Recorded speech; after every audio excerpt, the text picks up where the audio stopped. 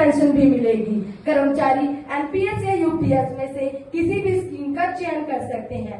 माननीय अध्यक्ष जी, मेरे विपक्षी साथी अपनी बेबुनियादी बातों से सदन का समय बर्बाद कर रहे हैं। धन्यवाद। बढ़ती महंगाई के कई कारण हैं तथा अंतर्राष्ट्रीय स्तर पर बढ़ती तेल की कीमतें भी इसका कारण हैं, लेकिन सरकार इस पर नियंत्रण करने का प्रयास कर रही है। यह केवल वर्तमान सरकार की देन नहीं बल्कि पिछली सरकारें भी इसका कारण रही हैं। सरकार में प्याज और टमाटर का दाम कम करने का प्रयास किया जा रहा है तथा पड़ोसी देशों से भी संपर्क किया जा रहा है। जरूरत पड़ने पर जल्दी प्याज व टमाटर जैसे आवश्यक खाद्य पदार्थों का आयात किया जाएगा और महंगाई को भी जल्द ही नियंत्रित किया जाएगा। धन्यवाद। सदन का ध्यान हाल ही में घटित मैं आपके माध्यम से सदन का ध्यान हाल ही में देश में घटित किसानों की आत्महत्या वे उनकी दुर्दशा की ओर दिलवाना चाहती हूँ। महोदय, भारत गांवों का देश है। इसकी आत्मा गांवों में किसानों में बसती है। 70 से 80% जनता प्रत्यक्ष में अप्रत्यक्ष रूप से कृषि पर निर्भर करती है। स्वतंत्रता प्राप्ति के 70 वर्ष बाद भी दिन रात मेहनत करने वाला किसान अपने बच्चों का ठीक प्रकार से पेट नहीं भर पा रहा। महोदय, इनकी हालत बद से बदतर होती जा रही है। जमीन के मुआवजे में राष्ट्र के गोला में 5 किसानों ने जहर खाकर मौत को गले लगा लिया। हरियाणा के चरखी दादरी में 53 वर्षीय राम अवतार की धरने पर मौत, जुलाना किसान के मुआवजे में देरी से मौत जैसी घटनाएं हैं जो प्रतिशील राष्ट्र के माथे पर कलंक है। धन्यवाद।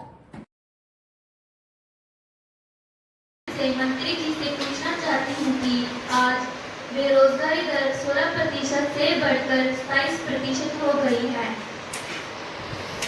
हमारे देश में इतनी ज्यादा युवा शक्ति होने के बावजूद बेरोजगारी की समस्या दिन प्रतिदिन बढ़ती जा रही है और दूसरी तरफ सरकार सरकारी संस्थाओं को निजीकरण करने में लगी हुई है।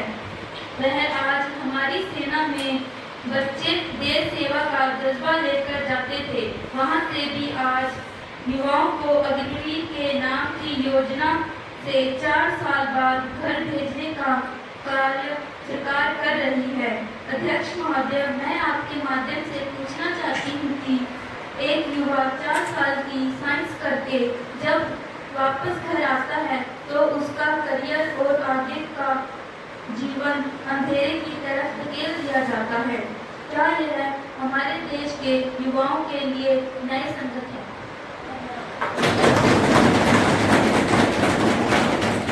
मानव संसाधन एवं विकास मंत्री जी। अध्यक्ष महोदय, मैं आपके माध्यम से सदन को अवगत करवाना चाहता हूं कि सरकार की सरकारी नौकरी देने की अपनी निर्धारित सीमा होती है, जिसके अंतर्गत पहले से सर्जित पदों पर ही सरकार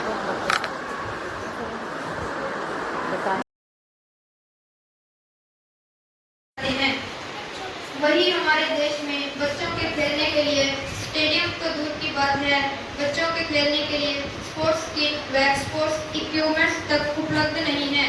सरकार ने जो खेल नर्सरियां पिछले साल चलाई थी उनको भी इस वर्ष बंद किया जा रहा है।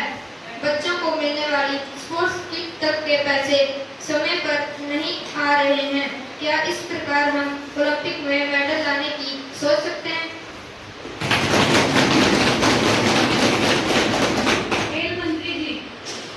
माननीय अध्यक्ष महोदय, मैं आपके माध्यम से विपक्ष के नेता को बताना चाहता हूँ कि हमारी सरकार ने पिछले वित्त वर्ष से इस बार खेलों का बजट 42,000 करोड़ रुपए बनाए हैं और हमने प्रत्येक ब्लॉक लेवल तक के स्टेडियम का पुनर्निर्माण करवाया है और गांवों के अंदर हमने व्यायामशाला बनाई है और हमने बच्चों की तैयारी करवाने के लिए प्रत्येक ब्लॉक लेवल तक के सरकारी व अर्ध सरकारी बिल्डिंग में खेल नर्सरियां वितरित की हैं। हमने पिछले वर्ष 1 लाख पर 1000 खेल नर्सरियां वितरित की हैं और हमारे यहाँ पर अलग अलग खेलों को कोच भी हमने लगाए हैं। मैं विपक्ष के नेता को बताना चाहता हूँ कि हमने स्कूल लेवल पर के खिलाड़ी ओलंपिक व एशियन के साथ साथ वर्ल्ड चैंपियनशिप जीतकर मेडल लेकर आ रहे हैं। धन्यवाद। प्रश्न संख्या 29 उसे निर्धारित मापदंडों पर पूरा करके क्या उसे इशू किया गया? अगर हाँ, तो कोरोना वैक्सीन लगने के बाद भी बहुत सारे लोगों को कोविड हुआ और बहुत सारे लोगों संख्या 107 नेता प्रतिपक्ष कुमारी रुबीना। माननीय अध्यक्ष महोदय जी, मेरे पास कुछ आंकड़े हैं जो मैं आपके माध्यम से संसद में रखना चाहती हूँ। भारत में इस वर्ष अभी तक लगभग 18 लाख के करीब साइबर क्राइम की शिकायतें दर्ज की गई हैं। साइबर क्राइम की शिकायतें जो मिली है उनमें से 8.5% फाइनेंशियल फ्रॉड से जुड़ी हैं। हरियाणा में मेवात, झारखंड व बेंगलोर में सबसे अधिक साइबर क्राइम किया जा रहा है। भारत विश्व के उन 10 देशों में से शामिल है जिनमें सबसे अधिक साइबर क्राइम किया जा रहा है और सरकार इसके निवारण के लिए क्या क्या कदम उठा रही है। धन्यवाद। माननीय दूरसंचार मंत्री जी, क्राइम ब्रांच। माननीय अध्यक्ष महोदय जी, साइबर अपराध पर लगाम के लिए पूरा फ्रेमवर्क तैयार हो रहा है। सरकार इसको लेकर पूरी तरह से गंभीर है।